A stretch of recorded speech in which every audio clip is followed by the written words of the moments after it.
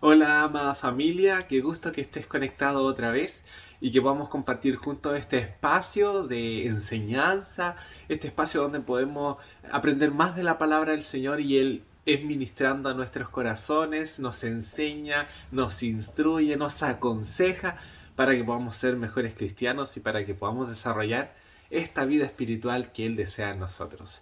Dios nos está compartiendo la constitución del reino de los cielos, las leyes, las normas de vida que tú y yo debemos practicar. Y si bien recuerdas, la semana pasada estábamos viendo este tema maravilloso sobre la oración. Habían tres disciplinas que los fariseos y los religiosos del tiempo de Jesús daban mucho interés y practicaban mucho respecto a el dar, el orar y el ayunar. Y estas tres temáticas son las que principalmente aborda el capítulo 6 del libro de Mateo. Y estamos viendo la oración. De estas tres, Jesús dijo, no hagan esto como los fariseos, no los imiten en esto, pero de la oración el Señor después nos dice cómo debemos orar. Y en el versículo 9 del capítulo 6 del libro de Mateo, él dice, pero ustedes deben orar así. Esta es la forma, el modelo de oración. Antes de eso, estábamos viendo cuáles son todas estas características que debe tener nuestra oración en base a lo que los hebreos aprendieron respecto a la oración. Así que vamos a seguir compartiendo con esto. No quiero que olvidemos nuestro pasaje base o nuestro texto base para que podamos desde ahí construir esta temática que sigue avanzando para poder conocer cómo debemos orar correctamente. Así que quiero que lo leamos nuevamente. Mateo capítulo 6, desde el verso 5 hasta el verso 8 y dice, y cuando ores no seas como los hipócritas, porque ellos aman el orar en pie en las sinagogas y en las esquinas de las calles, para ser vistos de los hombres. De cierto os digo que ya tienen su recompensa. Mas tú, cuando ores, entra en tu aposento y cerrada la puerta, ora a tu Padre que está en lo secreto. Y tu Padre que ve en lo secreto te recompensará en público. Y orando, no uséis vanas repeticiones como los gentiles, que piensan que por su palabrería serán oídos. No os hagáis pues semejantes a ellos, porque vuestro Padre sabe de qué cosas tenéis necesidad antes que vosotros le pidáis. Amén. Oramos al Señor. Padre del cielo, gracias Dios. Gracias porque nos permites ocupar este espacio y este momento para conocer más de ti, para poder escudriñar, sumergirnos, como decía nuestro pastor, bucear en las escrituras y poder descubrir todos estos tesoros, todo este paraíso para nuestras vidas que está aquí, Señor, revelado, mostrado en tu palabra, Dios. Permítenos descubrir estos tesoros, ayúdanos, ilumina nuestro corazón, nuestra mente, nuestros pensamientos para entender esta palabra revelada, esta palabra que ha sido, Señor, mostrada a nosotros y que hoy, a través de la obra de tu Espíritu, guía nuestro camino. Ayúdanos, Señor, a crecer en nuestra fe, a crecer en nuestro amor por ti a través del entendimiento y la comprensión de tus escrituras. Gracias, Dios. En el nombre de tu Hijo amado Jesús. Amén. Así que nos ayuda Dios en este contexto a aprender cómo una de las disciplinas más importantes de la vida cristiana debe ser desarrollada. Y esta es la disciplina de la oración. Decía la semana pasada que es un privilegio, es una de nuestras mayores bendiciones, pero también es uno de nuestros mayores fracasos. Es aquí donde la iglesia está coja, donde todavía le falta desarrollar un hábito, desarrollar una actividad que sea constante en el desarrollo de cada uno de los miembros del cuerpo de Cristo. Así que Dios está ahora enseñándonos, está recordándonos cuáles son estos elementos que debe tener nuestra oración. Todavía estamos a punto de entrar dentro de lo que es la oración modelo, pero estamos aprendiendo contextualmente cuáles son los aspectos que comprendían los hebreos respecto a la oración. Y si quieres recordar conmigo, las primeras dos que habíamos visto la semana pasada estaban relacionados a la oración, que debía ser constante y que debía incluir ciertos elementos. Uno era el amor y la alabanza. El segundo que habíamos visto era que debe incluir una gratitud profunda. Pero ahora también quiero que podamos comprender que la forma en que debemos entrar a nuestra oración es con un sentimiento de santidad. Y aquí es donde las cosas se ponen un poco más difíciles. Debemos comprender que, si bien es cierto, venimos a Dios tal cual somos, sinceramente, nos presentamos delante de Dios sin algo que nos tape, algo que nos vele, algo que intente mostrar algo que no somos.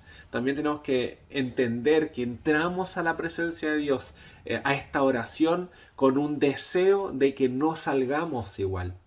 Y también con una comprensión profunda de la santidad de Dios.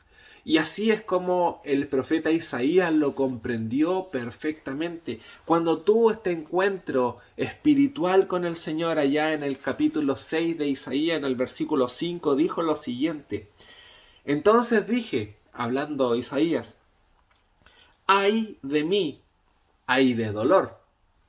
Y sigue y dice que soy muerto, porque siendo hombre inmundo de labios y habitando en medio de pueblo que tiene labios inmundos, han visto mis ojos al Rey, Jehová de los ejércitos. ¡Ay de mí! ¿Qué va a ser de mí que he entrado en la presencia del Señor y yo soy inmundo? Cuando entramos delante de la presencia del Señor, constantemente entramos con pecados, con fallos, con decisiones que han transgredido la voluntad de Dios, y entramos con el ánimo de ser transformados y de ser perdonados por Dios. Pero no podemos entrar a la oración y desear seguir tal cual hemos sido. Tiene que la oración, este momento de comunión con Dios, producir un cambio en ti. No puedes salir de la oración distinto, igual a como entraste. Tienes que salir distinto. Tiene que la oración en ti producir un cambio en tu interior que se va a mostrar posteriormente en tu exterior. Ellos no entraron a la oración hablando como si hablaran con cualquier hombre. Ellos entendían que al entrar a la oración estaban teniendo un momento, un espacio de comunión con el Rey de Reyes, con el Dios Todopoderoso. Así que aplicaban ese sentido de asombro, ese sentido de santidad, ese sentido de reverencia delante de Dios cada vez que ellos entraban en oración. Seamos reverentes con Dios. Seamos respetuosos con Dios cuando entramos en su presencia. Comprendamos que estamos delante de la presencia de un Dios santo que rechaza el pecado. Y si venimos con nuestras faltas delante de Dios, con nuestros pecados, ya no deben ser nuestros, sino que debemos apartarlos de nuestra vida en la oración. Por eso hay un momento también en donde pedimos perdón, donde nos arrepentimos y buscamos esta transformación o este cambio en nuestro interior. También la oración, como cuarto punto, debía incluir un deseo latente y patente por obedecer a Dios. No se presentaban ellos delante de Dios sin un profundo deseo de someterse a la voluntad de Dios, de ponerse bajo la voluntad de Dios. Ellos respondían a la determinación de sus vidas a través de la voluntad de Dios. Y todo el Salmo 119 reconoce esta verdad. David, quien escribe este salmo, que es una tremenda poesía o poema o cántico a la palabra de Dios, repite innumerables veces la frase: cuánto amo tu ley es mi guía, tu ley, tu palabra es la senda por la que debo andar, lámpara es a mis pies tu palabra y es lumbrera a mi camino. David entendía que los mandamientos del Señor, que los preceptos, que las ordenanzas, que los consejos de Dios eran para su bien, pero que también no eran tan solo buenos que debían hacerse como un consejo, sino que tenían que cumplirse. David comprendió que en medio de la oración y en medio de su tiempo de comunión con Dios, él debía ponerse bajo la voluntad de Dios. Entonces, ¿qué deseamos en nuestra oración? ¿Que se haga nuestra voluntad y que Dios cumpla con nuestra voluntad? ¿O deseamos que la voluntad de Dios se haga en nuestras vidas? Y es algo que vamos a tocar en la oración modelo. Quiero, sin adelantarme, poder mencionarte que cuando decimos, Señor, hágase tu voluntad, así en la tierra como en el cielo, le estamos diciendo, Señor, que se haga lo que tú dices, no lo que yo digo. Señor, que se haga en mi vida como tú has predispuesto, no como yo deseo. Y eso incluso Jesús lo comprendió perfectamente cuando estaba ahí en el huerto orando antes de ser entregado a las autoridades para que él finalmente sufriera su pasión, su calvario final para dar su vida por todos nosotros. En esta oración íntima, pero muy a la vez sincera, le dice al Padre, no quiero que se haga como mi voluntad, pasa de mí esta copa, que no sea mi deseo cumpliéndose, sino que yo he venido para hacer tu voluntad. Estoy parafraseando un poco lo que fue la intención de Jesús en esta oración. Imagínate, Jesús siendo Dios, le dice al Padre, me someto a tu voluntad. Yo a lo que he sido enviado, quiero que eso se cumpla, a pesar de que el dolor que ahora experimento me hace desear no vivir este dolor. ¿Se dan cuenta cómo Dios en todo este proceso desarrolló la obediencia como una forma de vivir? Bueno, en la oración también desarrollamos y materializamos la obediencia por la cual debemos nosotros conducirnos. Entonces es un desafío entender que en la oración también nos sometemos a la voluntad de Dios y le decimos, Señor, que se haga tu voluntad en mi vida. Soy obediente a tu voluntad. También, y lo mencionaba, la oración debe incluir la confesión de pecados. Hay un sinfín de salmos que desarrollan esto, la necesidad de poder decirle a Dios nuestras faltas, decirle a Dios nuestros pecados, las cosas en que hemos errado, las que nos hemos apartado de sus mandamientos. Ellos reconocían que eran inmundos delante de la presencia del Señor y reconocían también que sus corazones debían ser purificados. Quiero que puedas compartir conmigo dos salmos, tanto el Salmo 26 como el Salmo 24, que nos hablan sobre esto. El Salmo 26, puntualmente, en el versículo 6 dice, lavaré en inocencia mis manos, y así andaré delante de tu altar, oh Jehová.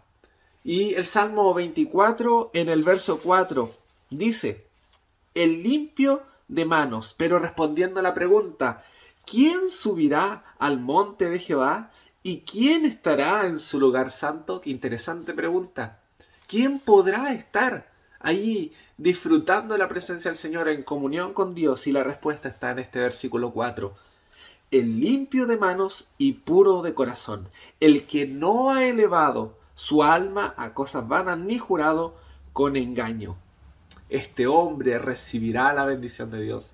Entonces, nuestro deseo es acercarnos delante de la presencia de Dios en oración, entendiendo que hemos pecado, pero que queremos su redención, que queremos su perdón, que queremos ser transformados por Él y no volver a ser los mismos. Ellos entendían que es en medio de la oración también que eran purificados sus corazones, que eran limpiados. La oración se debía, en ella se debía enfrentar el pecado y la realidad de la existencia del pecado en el hombre. Y el objetivo final era extinguir el pecado por completo en la vida de cada uno de los hebreos, así como también debe ser extinguido en nuestras vidas. Continuó, y otra de las características interesantes de la oración es que ellos comprendían que la oración hacía que el corazón de los justos se volviera al corazón de Dios. Ellos comprendían que la oración debía tener características de sinceridad y debía ser genuina.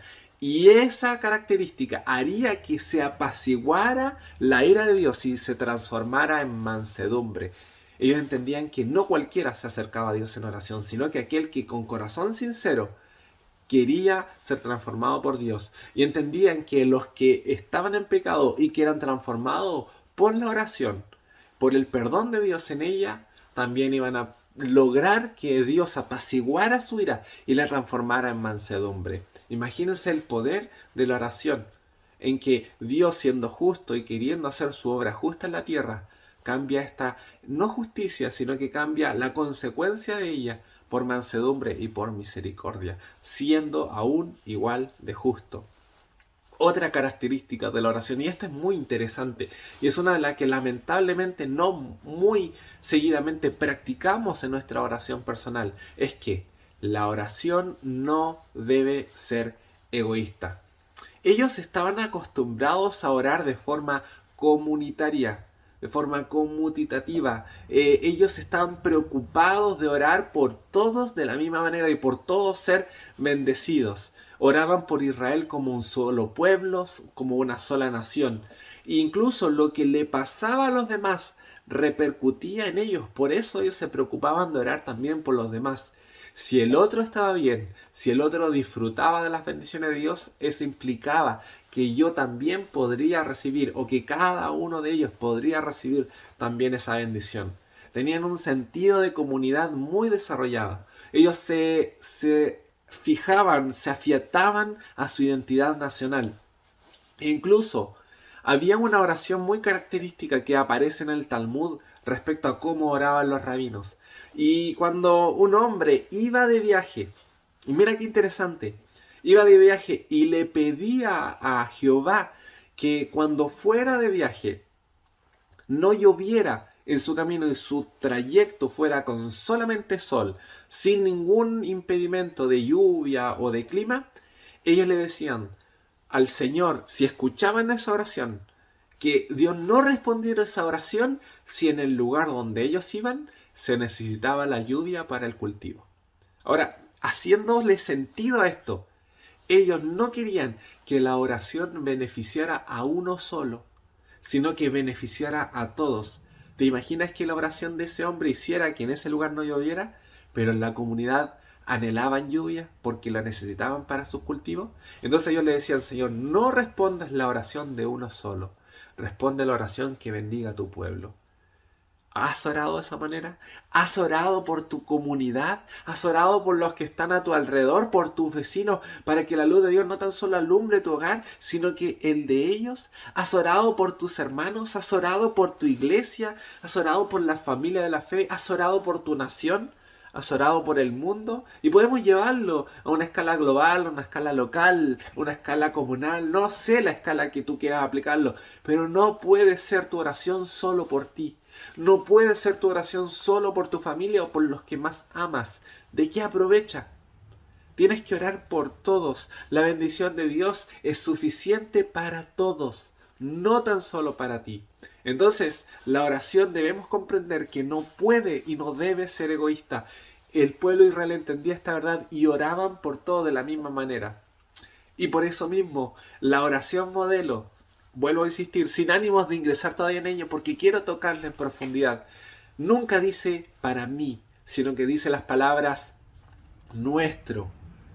El pan nuestro danlos hoy, nuestras deudas. ¿Te das cuenta cómo es en comunidad y no solo para mí? Lo vamos a ver ya después en concreto.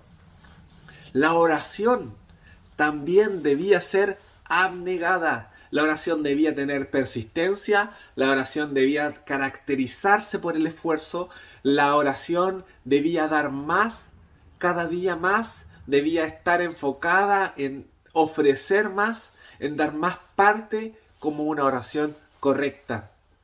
Me gusta esto.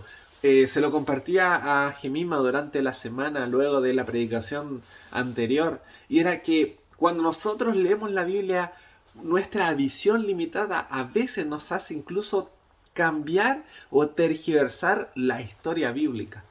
Y conversamos de esto y mi mismo pensamiento era, ¿recuerdas esa escena cuando el pueblo de Israel peca delante de la presencia del Señor y ahí en medio de esta falsa adoración al becerro de oro ellos pecan apartándose de Dios y decirle, aquí está Jehová, aquí está el Dios que te sacó de Egipto, haciendo una imagen, cosa que estaba en contra de los mandamientos y yéndose en contra del Señor?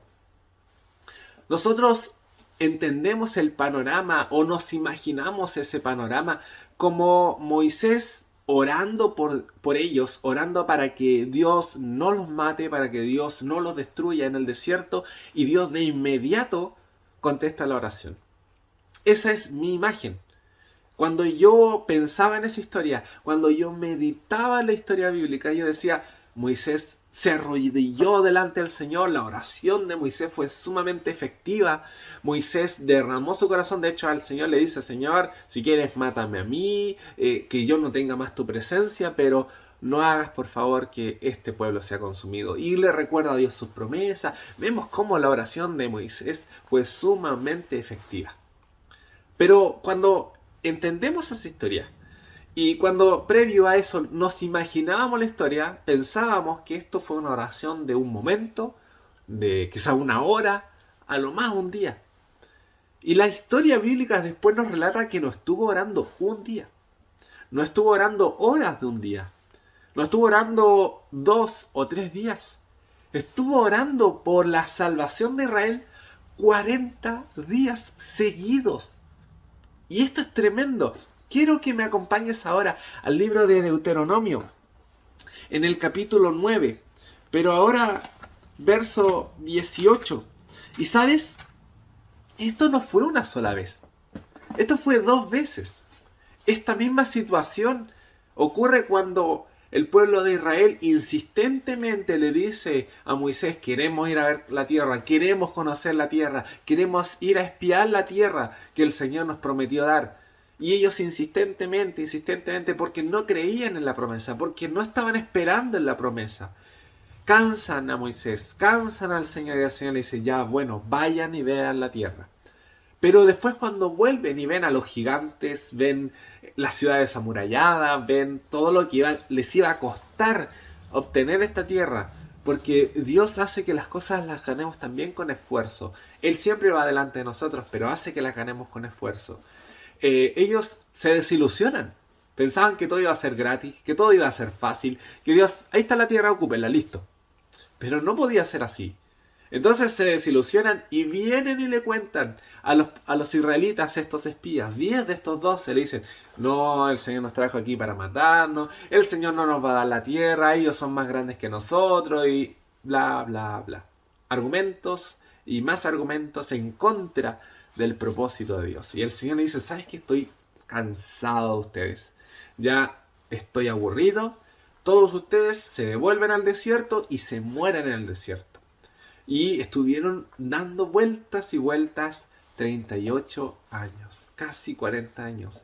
Ahí donde el Señor destruyó a esa generación y los hijos de esa generación fueron los que finalmente tomaron la tierra prometida. Y solo dos hombres que habían salido de Egipto, que en este caso fue Josué, o Oseas, hijo de Nun, y su amigo Caleb. Estos dos que fueron los que al contrario le dijeron, no, Dios nos prometió esta tierra y la va a cumplir. No tengan miedo, hermanos hebreos, hermanos israelitas, que Dios va a hacer que entremos en la tierra. Ellos fueron los únicos que creyeron en la promesa de Dios. Ahora, ¿qué pasa? Dios le dice, ¿saben qué? Ya, estoy cansado de ustedes, ustedes se van y se mueren en el desierto y no toman la tierra que les prometí, porque no creyeron en mi palabra. Entonces, ¿qué vuelve a hacer Moisés? Vuelve a orar, vuelve a pedir misericordia, y no un día, 40, porque el Señor quería destruirlos en ese mismo momento. Y ahora sí, Deuteronomio 9, en los versos 18 y 25, y dice el 18, y me postré delante de Jehová como antes, 40 días y 40 noches, no comí pan ni bebí agua, a causa de todo vuestro pecado que habíais cometido, haciendo el mal ante los ojos de Jehová para enojarlo. El versículo 19, que lo aporta y le ayuda mucho, dice, porque temí a causa del furor y de la ira con que Jehová estaba enojado contra vosotros para destruiros. Pero Jehová me escuchó aún esta vez. Imagínate, 40 días orando por el pueblo de Israel para que fueran salvados. Con qué facilidad nosotros nos aburrimos. cuando oramos y le decimos al Señor, si el Señor ya sabe, va a escuchar mi oración.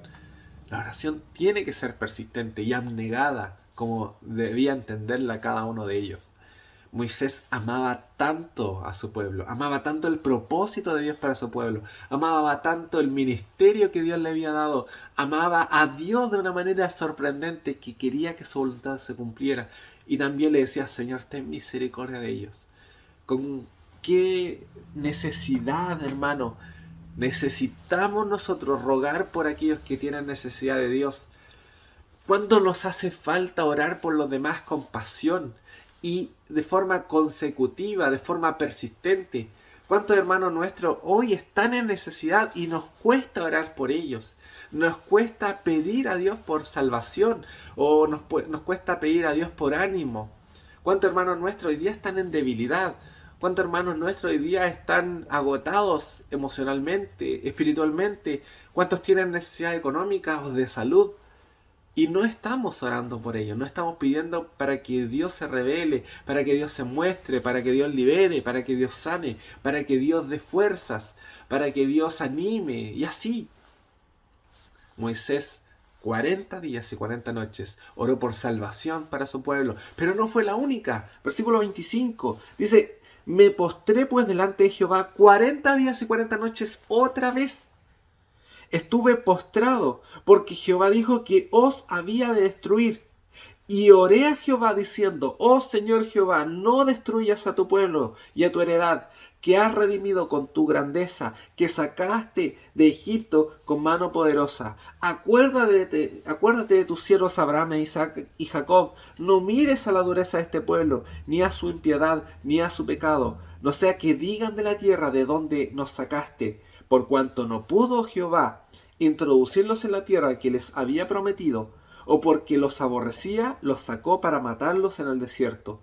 Y ellos son tu pueblo y tu heredad, que sacaste con tu gran poder y con tu brazo extendido. Mira la oración que tiene Moisés por su pueblo, pidiendo liberación, pidiendo que ellos no fueran consumidos por la justicia y el poder de Dios. 40 días y 40 noches. Y finalmente, la oración debe ser humilde. Era un sometimiento absoluto a Dios, al propósito de Dios para la vida de cada uno de ellos. Y el mejor ejemplo es el que te mencionaba sobre Jesús, que se haga su voluntad, que se haga lo que Dios desea, no lo que yo deseo, no lo que mi corazón anhela. La oración no es pedir a Dios que se haga mi voluntad, no es pedir a Dios que se haga lo que yo anhelo, es someternos a la voluntad de Dios, es recibir de Él la forma en que debemos conducirnos y que debemos ser guiados. Ahora, ¿cuál es el propósito que nosotros tenemos al presentarnos delante de Dios en oración? La perspectiva hipócrita que tenían los fariseos es que ellos ya no le oraban a Dios.